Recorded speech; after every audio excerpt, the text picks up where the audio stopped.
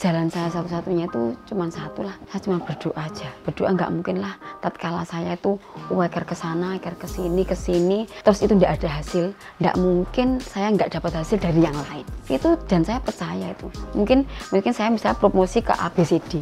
ABCD itu nggak ada yang pecah misalkan, 0 song sama sekali. Tapi moro-moro itu ternyata dari titik yang lain.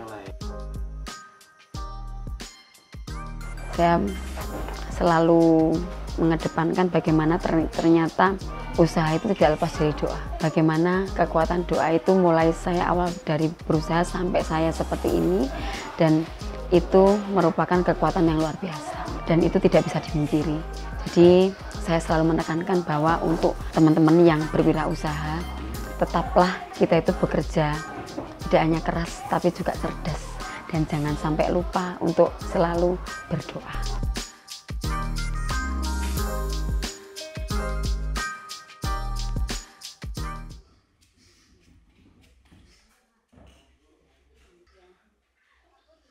Assalamualaikum warahmatullahi wabarakatuh. Nama saya Asna Rosida. Saya adalah owner dari Getih Kedasari. Alamat saya di Jalan Salak, nomor 53, Kelurahan Karangsari, Kota Blitar. Kalau usaha saya ini di bidang enting-enting getih. Kenapa enting-enting getih? Karena kalau enting-enting itu orang memandang itu biasanya orientasinya itu ke kacang aja. Kalau enting-enting getih itu enting-enting mix kacang sama wijen. Jadi biasanya kalau orang mengenal getih itu mesti ada wijen di dalamnya. Jadi tahun 2010 itu bukan jadi pegawai istilahnya. Saya awalnya itu malah bergerak di bidang perblimbingan, karena di sini kan saya waktu itu dapat pelatihan dari Dinas Perindustrian dan Perdagangan waktu itu tahun 2010. Habis itu pelatihan terkait dengan olahan blimbing. Saya ngambil salah satunya yaitu sari buah. Nah, setelah itu memang kalau namanya ilmu ya, ilmu itu kan tidak bisa istilahnya digelundung nih gitu. Jadi kita harus bagaimana kita itu terkait dengan jam terbangnya, latihannya, itu kan juga harus nanti mempengaruhi kualitas produk gitu loh. Saya harus bekerja keras untuk komposisi yang tepat di perblimbingan itu, karena yang pertama yang sesuai dengan ilmu yang saya dapat itu kadar alkohol dari blimbing itu luar biasa. Jadi olahan yang sangat mudah expired, istilahnya mudah kedaluarsa, karena blimbing itu yang alkoholnya tinggi dipadu sama gula. Tentunya kalau sari buah kan blimbing sama gula lah, itu nanti akan membentuk fermentasi, gampang banget lah. Itu sudah saya jalani sekitar 2 tahun. Saya jungkir balik bagaimana saya ini memproduksi sesuatu yang bisa standar gitu loh. Karena saya juga sambil berproduksi itu saya juga mendapatkan pelatihan-pelatihan terkait packagingnya, terkait dengan kualitas produknya, terkait dengan bagaimana meningkatkan kapasitasnya. Nah, itu ternyata memang yang pertama terkait dengan kualitas, yaitu tadi blimbing itu sangat sulit menyesuaikan antara resep yang pas dengan nanti menghasilkan expired yang kita inginkan. Karena kalau tatkala produk itu nanti expirednya pendek, kita nggak bisa loss untuk menjual, karena kita kan ada rasa khawatir nanti sampai ini expired, nanti expired. Ternyata memang seperti itu. Jadi misalkan 1 minggu aman, 2 minggu itu dari 1 kardus itu kan isinya 24, itu ada yang sudah expired, bocor. Ada lagi yang masih utuh sampai 3 bulan nggak apa-apa. Ini saya harus mempelajari satu persatu. Nah, dari situ saya juga resah. Ternyata ini ya, kita juga keluar modal. Kalau nanti expired juga modal kita hilang. Dan ini waktu itu kita juga belum bisa HPP-nya berapa sih. Terus tahunya kita hanya rugi dan rugi. Itu terkait dengan kualitas. Yang kedua terkait dengan kapasitas. Saya baru sadar bahwa ternyata kalau kita itu berhubungan dengan bahan baku yang istilahnya ada musiman, itu sulit. Tatkala blimbing tidak musim dan saya ini harus memproduksi dalam jumlah besar, bahan bakunya tidak ada. Karena blimbing di sini ini, di Kelurahan Karangsari ini sebenarnya ada ribuan, bahkan puluhan ribu pohon blimbing. Tapi tatkala itu nanti musimnya sudah bukan panen raya, itu cari blimbing kira-kira 1 ton gitu aja sekelurahan sulit. Padahal di sini itu komoditasnya terbesar itu harus dikirim dalam bentuk buah. Nah, saya ngambilnya itu dari sortir-sortir yang kualitas C itu saya beli untuk olahan, yang A, B sudah nanti buat komoditinya buah di supermarket ini. Tapi ketika nanti blimbing sulit, yang kualitas C pun itu ikut dikirim juga, jadi saya kesulitan bahan baku. Jadi saya berpikir, waduh, kalau seperti ini terus gimana?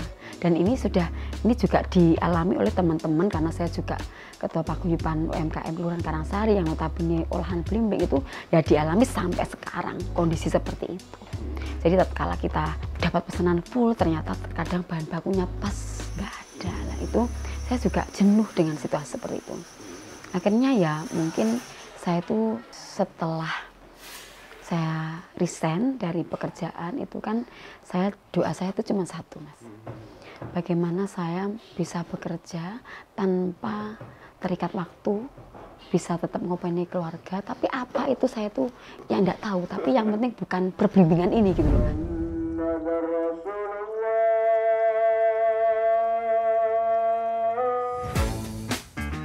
Bapaknya dulu kan ketua RT di sini.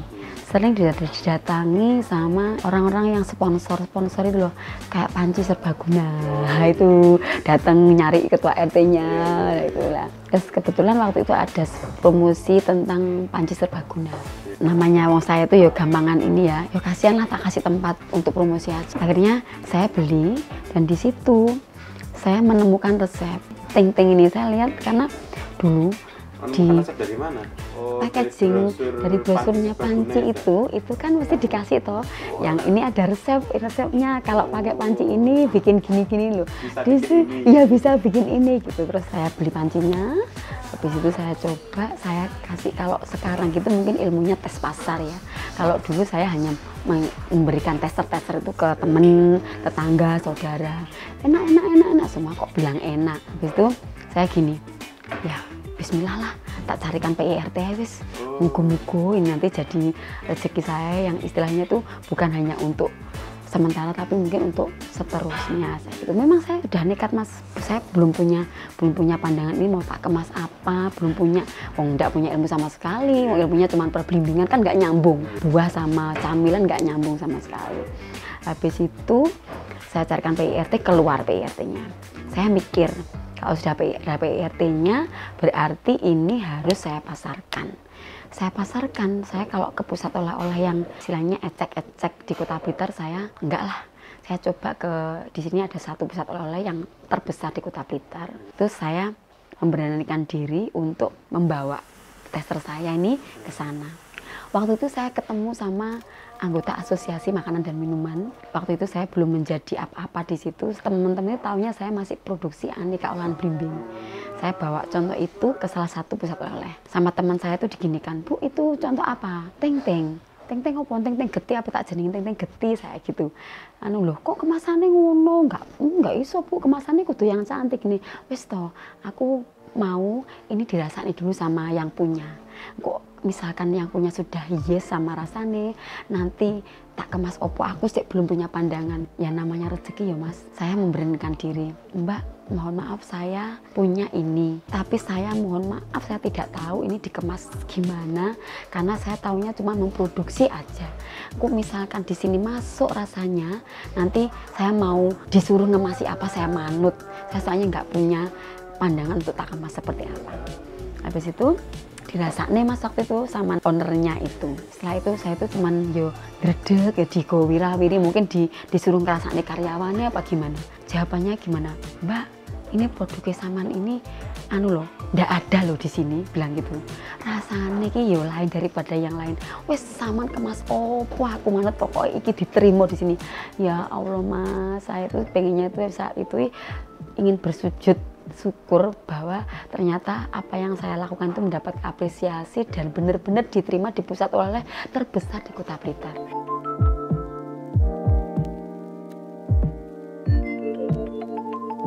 Saya bisanya saya kemas toples. Toples itu kan yang pertama saya nggak ribet, tinggal memasukkan. Yang kedua saya mampu dengan harga waktu itu 8.000. Enteng-entengnya 6.000, toplesnya 2.000. Saya setor setiap minggu itu 1 dusin cuman. Terus seiring dengan perkembangan waktu, saya kan juga ikut pelatihan packaging gitu. Dari dinas kan sudah terdaftar menjadi anggota IKM, menjadi anggotanya AUMTAD yang Asosiasi Usaha Makan Minuman. Saya ke dinas memperkenalkan produk saya, disuruh ke ketuanya. Ke ketuanya waktu itu, Bu, kata ketua AUM aja nanti bisa dimasukkan, nanti bisa ikut pelatihan-pelatihan. Oke, saya ikut pelatihan-pelatihan. Akhirnya saya menemukan packaging yang kuncir, yang dikuncit-kuncit kayak gitu, kemasan murah di plastik lah. Penjualan saya itu terutama di pusat oleh-oleh terbesar itu tadi, istilahnya naiknya hampir 200%. Yang seminggu biasanya cuma 1 dusin, itu seminggu sudah mulai 50 piece, 100 piece, dan sampai saat ini 1 bulan di pusat oleh-oleh itu saja, omset saya tidak kurang dari 10 juta per bulan. Itu gara-gara pindah apa? Kemasan aja kok sebegitu dasar ya, Bu ya? Karena kenapa? Yang pertama, saya menjadi PD tatkala HPP saya jadi turun. Jadi turun ya? Kan dulu waktu di toples itu kan saya setor ke dia itu 8.000 dengan berat itu cuma 1,75 gram karena memenuhi toples. Terus saya dengan ganti kemasan kuncit itu harga jual dari saya itu tinggal 6.750. Karena kenapa tidak mahal di toples? Dengan berat yang lebih besar lagi 200 gram, dan dia menjualnya dengan harga juga yang lebih rendah, jadi lebih bersaing dengan produk yang lain.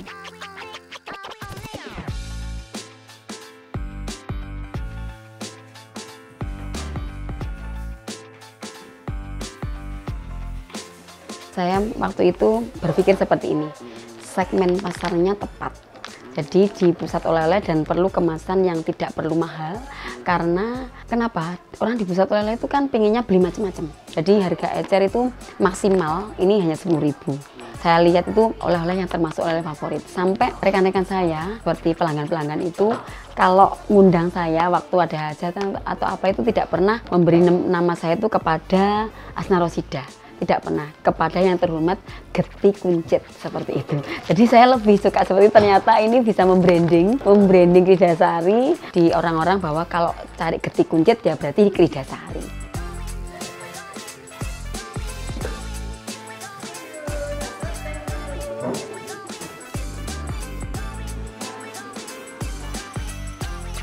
Saya merambah ke pusat oleh-oleh sekota Blitar, Blitar Raya, Kabupaten Blitar, juga di makam Bung Karno. Itu kan hampir semuanya yang di situ ada gerai oleh-oleh itu semua menjadi istilahnya pelanggan saya untuk memasarkan produk saya dari berbagai macam harga. Jadi harga saya menentukan kalau di pusat oleh-oleh seperti itu di kelasnya MBK makam Bung Karno dari saya 7.000, di situ jualnya 9.000, atau mungkin dari saya ada yang 6.500, bahkan nanti di situ jualnya 15.000 dapat 2 di bendring kayak gitu.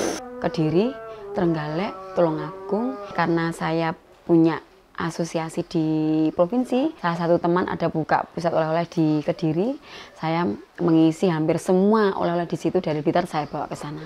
Dari jaringan situ ternyata mereka kirimnya juga ke Surabaya. Terus saya punya jaringan lagi dari teman saya itu juga ke Jakarta. Terus saya punya jaringan sendiri, orang cari saya, itu saya tanya, kok bisa ya ke sini atas nama Geti, nyarinya Geti Kridasari. Oh, saya dari Google. Ini ternyata saya cari Geti, yang muncul Geti Kridasari itu. Akhirnya sampai ke Bima.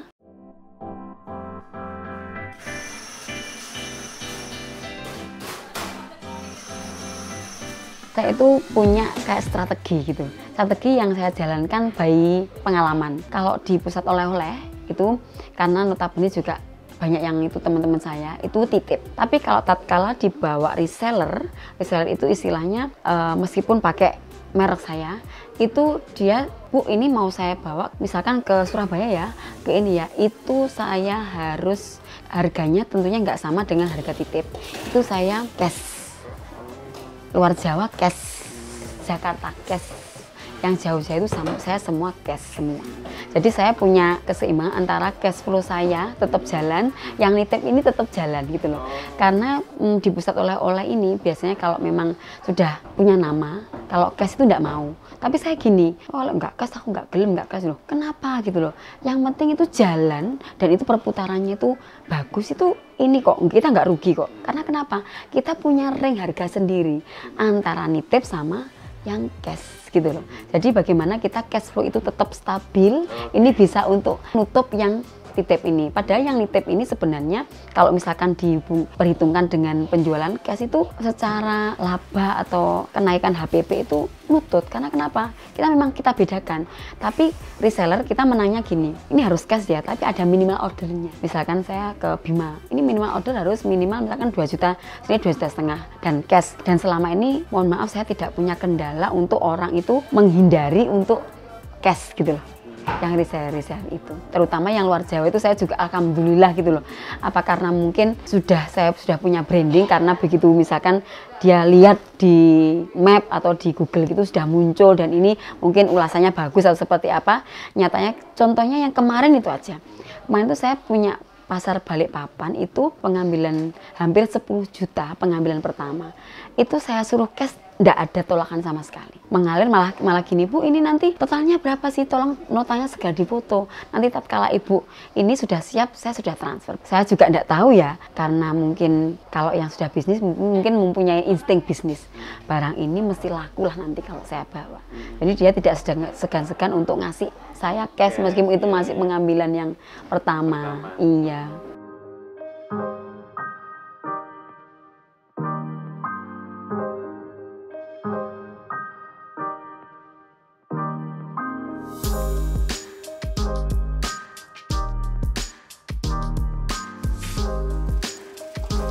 Ya Bu, kita bicara pemberdayaan. Iya. Dari dulu kan Ibu awalnya sendiri, nah sekarang saya lihat juga udah banyak kan. Iya. Perkembangannya seperti apa dari sisi SDM? Yang pertama dulu tahun 2012 saya mengawali, saya cuma berdua sama suami. Karena suami dulu masih bertahan di pekerjaan dan saya dulu yang resign. Saya memulai produksi itu nanti kalau suami saya sudah istirahat. Setelah isya saya produksi, entah itu sampai nanti jam 2, jam 3 pagi. Saya nggak peduli, yang penting saya bisa melayani pelanggan. Karena saya belum bisa kuat untuk bayari orang gitu ya. Setelah itu permintaan saya semakin banyak. Tatkala saya kerjakan sama suami saja nggak nututi waktunya. Nah itu saya berani mengambil karyawan satu waktu itu adik saya sendiri. Terus setelah itu seiring dengan promosi saya yang saya jalankan, ternyata dari mulut ke mulut, waktu itu juga sosmed belum se-booming ini ya Mas.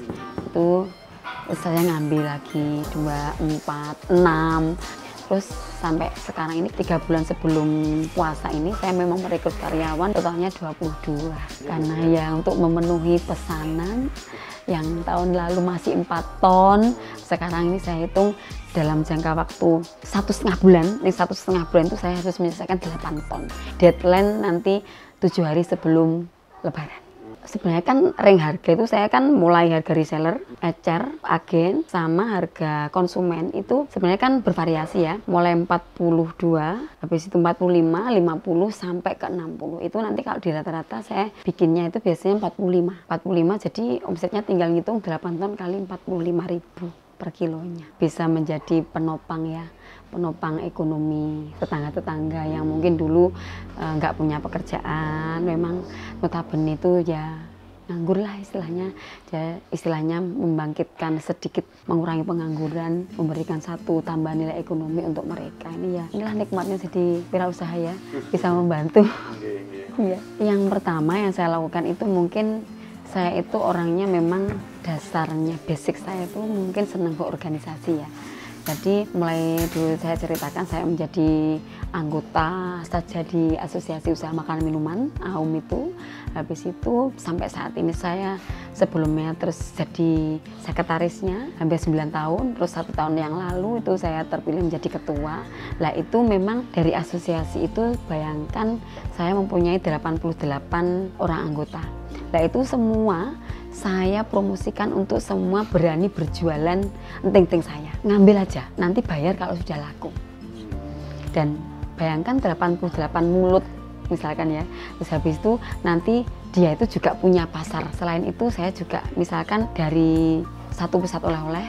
Biasanya kan dari pusat oleh-oleh itu orang yang misalkan pusat oleh-oleh yang baru itu biasanya surveinya ke tempat oleh-oleh yang pusat oleh-oleh yang lama. Beberapa pusat oleh-oleh itu datang ke saya. Bilangnya seperti ini, Bu, tahunya dari produk saya dari mana? Dari pusat oleh-oleh A gitu. katanya ini termasuk jajanan kastel laris yang dicari ini, yang orang-orang luar kota. Makanya saya cari, habis itu saya cari di Google. Setelah itu akhirnya beberapa pusat oleh-oleh itu datang ke saya sendiri, dan akhirnya dia istilahnya kalau dia ngambil itu saya sudah nggak nitip lagi. Itu dia mau cash karena dia yang membutuhkan. Lain kalau saya yang datang untuk menitipkan.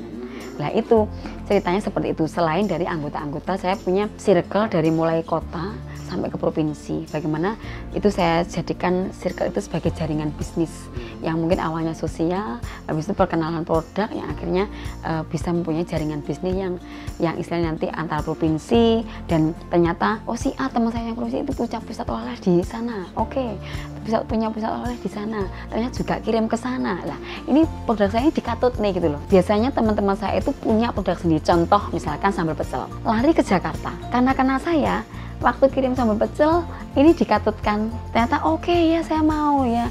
Kan ini juga membantu daripada dia kirim sambal pecel doang, terus misalnya 1 minggu harus ditarget 1 pickup. Kalau nunggu sambal pecel tok itu nanti mungkin ranknya lama, karena sambal pecel tok 1 ton misalkan habisnya 1 bulan.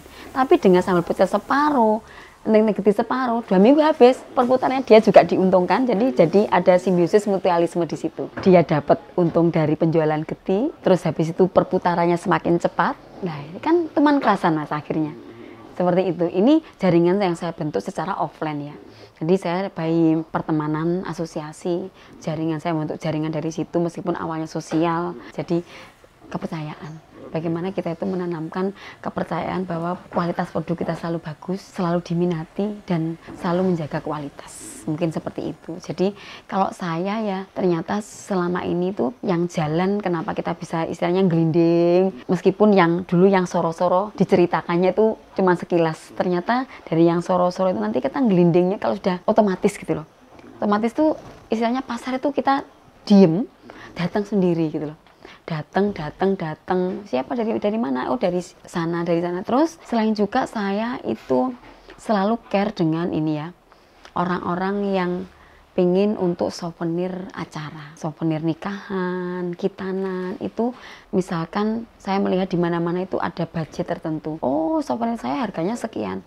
Kalau saya nun sewu selalu menyesuaikan koceknya mereka. Monggo mau mampunya 5.000, oke 5.000 ya 5.000, dan di situ nanti saya nunut branding saya di situ. Bayangkan orang kalau misalkan hajatan tuh tidak kurang dari 500 menerima nomor telepon saya di situ ya toh, oh ini kok ini dari mana, akhirnya getok tular, oh pesannya di sini ya. Itu saya dengan bahkan saya menerima bon, terkadang itu mau punya hajat tapi budgetnya nipis. Bu bisa nggak ya untuk souvenir ini saya bon dulu, nanti setelah acara gitu. Oh monggo, saya nggak apa-apa. Saya juga ini kok terbantu dengan promosi saya, karena yang kalau misalnya terkait dengan acara itu yang nerima nggak mungkin 1-2 orang, mesti ratusan orang.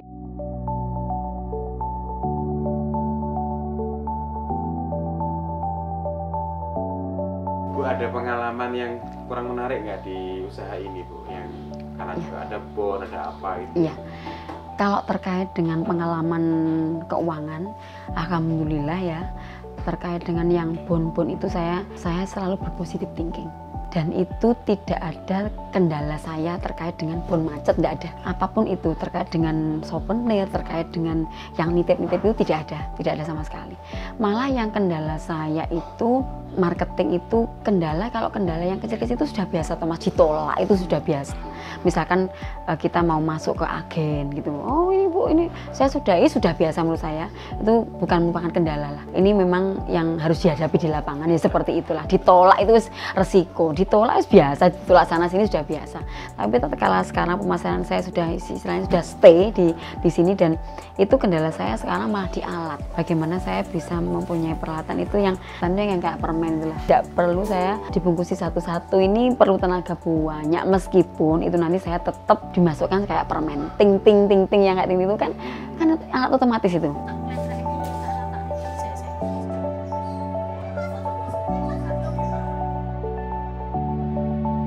Corona itu kan muncul kan akhir Maret ya 2020, dan waktu itu saya Januari sampai Maret itu saya sudah bikin stok Mas, 2 ton stok saya waktu itu. Saya tinggal membuang, ternyata ada PPKM ini, jadi toko saya yang Notabene biasanya ada yang satu toko 1 ton tuh 0, tidak order sama sekali. Habis itu pusat oleh-oleh 0. Setelah itu saya juga mikir, 2 ton ini mau saya buang kemana. Selain itu teman-teman tuh semua itu ngeluhnya ke saya. Bu, ini gimana? Kue kering saya sudah ada 1000 toples. Opak gambir saya sudah ada 8.000 bungkus. Saya sudah punya opak gambir 1 ton. Waktu itu saya sama teman-teman asosiasi, saya bikin foto produk. Saya tawarkan ke semua, termasuk ke dinas-dinas. Please, saya minta tolonglah, karena ini yang tidak terimbas ini hanya ASN. Pendapatannya nggak enak sih dipotong. Kabeh, sedangkan teman-teman ini butuh pertolongan. Saya yakin kalau nanti saya menolong teman-teman, saya yakinlah ting-ting saya ini dulu, saya keep dulu. Karena ting-ting saya ini saya yakin nanti biasanya itu selain customer saya yang berupa toko, berupa pusat oleh-oleh itu, saya yakin konsumen yang langsung itu belum ada yang menghubungi saya. Dan itu biasanya dekat-dekat hari raya itu mesti menghubungi. Teman-teman terbantu, habis itu menggeliatnya itu bukan dari toko-toko. Konsumen langsung yang cari ke sini dan saya kasih kartu namanya teman-teman semuanya. Dan saya waktu itu tidak bisa memberhentikan karyawan saya begitu aja. Solusi saya cuma yakin bahwa yang 2 ton ini nanti habis. Entah nanti yang beli siapa, saya yakin. Karena kenapa? Ini konsumen-konsumen langsung yang biasanya ambil 50 kilo, 25 kilo yang dijual nanti di tetangga itu belum ada yang menghubungi saya. Akhirnya kira-kira 1 bulan sebelum hari raya itu mulai terjual dan 2 ton itu habis. Terus habis itu, tapi saya produksi itu seminggu cuma 3 kali.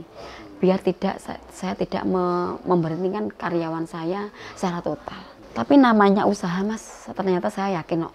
Di sela-sela jungkir balik saya itu, jalan saya satu-satunya itu cuma satu lah. Saya cuma berdoa aja. Berdoa nggak mungkin lah tatkala saya itu eker ke sana, eker ke sini, terus itu nggak ada hasil. Nggak mungkin saya nggak dapat hasil dari yang lain. Itu, dan saya percaya itu. Mungkin saya bisa promosi ke ABCD. ABCD itu nggak ada yang pecah misalkan. 0 song sama sekali. Tapi moro-moro itu ternyata dari titik yang lain. Itu, dan itu ternyata sampai sekarang itu masih itu loh, tetap berjalan gitu loh. Istilahnya sekarang saya itu sudah tahan banting, Mas. Habis titik jenuh gitu santui. Akhirnya santui lah, ini sudah biasa lah. Nanti ini lagi kok. Ini sudah biasa seperti ini sudah. Jadi di makanan, usaha makan itu ada range waktunya. Hari raya rame. Hari raya kan itu mesti Mei ya, Mei, Juni, Juli sampai September ini mesti titik ini sepi gitu. Yang dulu saya belum terbiasa itu merasa jenuh gini. Karena kenapa? Ada orang mantu-mantuan, nggak ada orang ini. Nah, ini 3 bulan nanti menjelang November ini sudah kondisinya stagnan. Wes bisa bertahan, alhamdulillah.